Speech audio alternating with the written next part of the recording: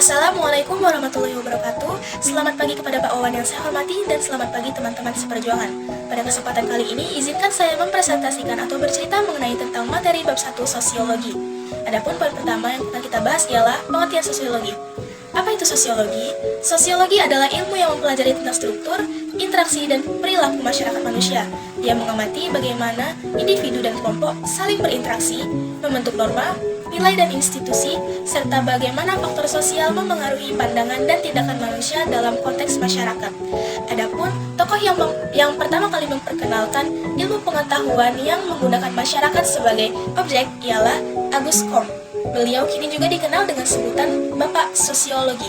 Selanjutnya, kita masuk pada sejarah perkembangan sosiologi. Nah, sosiologi sendiri lahir pada abad ke-19 setelah revolusi politik di Prancis dan revolusi industri di Inggris. Sosiologi muncul sebagai disiplin ilmu sebagai tanggapan terhadap perubahan sosial yang muncul akibat revolusi dan urbanisasi industri. Auguste Comte selaku Bapak Sosiologi dengan pemikiran positivisme menekankan pada metode ilmiah dan observasi dalam memahami masyarakat. Adapun sosiologi pada akhir abad ke-20 hingga sekarang ialah sosiologi terus berkembang seiring dengan perubahan sosial yang terjadi di dunia. Berbagai teori dan metode sosiologi juga terus dikembangkan untuk memahami dinamika kompleks masyarakat manusia. Kemudian terdapat objek kajian sosiologi. Objek kajian sosiologi sendiri ialah masyarakat, baik ditinjau dari sudut hubungan antar manusia maupun proses yang timbul dari hubungan manusia dalam masyarakat. Selain itu, objek sosiologi dikelompokkan menjadi dua, yaitu satu, objek material. Objek material ialah objek yang meliputi kehidupan sosial, gejala dan proses hubungan antar manusia itu sendiri. Lalu dua, objek formal. Ialah objek yang lebih menekankan pada hubungan antar manusia yang timbul akibat hubungan antar manusia di dalam masyarakat. Selanjutnya, kita masuk kepada hakikat sosiologi.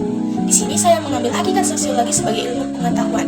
Pengetahuan yang menjadi bagian dari suatu ilmu adalah pengetahuan yang tersusun secara sistematis. Pengetahuan yang diangkat sebagai ilmu juga memiliki sifat-sifat tertentu, contohnya sifat rasionalis dan empiris. Sifat rasionalis dalam sosiologi ialah merujuk pada kepemahaman dan tindakan manusia yang didasarkan pada pertimbangan logis. Sedangkan sifat empiris dalam sosiologi ialah mengacu pada pendekatan ilmiah yang menggunakan pengamatan secara langsung dan membutuhkan bukti yang konkret untuk memahami fenomena sosial. Berikutnya ialah ciri-ciri sosiologi. Nah, ciri-ciri sosiologi sebagai ilmu pengetahuan yang pertama ialah bersifat empiris. Dalam artian, yang dilakukan di dalam sosiologi bukanlah untuk mencari baik buruknya suatu fakta, melainkan untuk menjelaskan fakta-fakta tersebut secara analitis.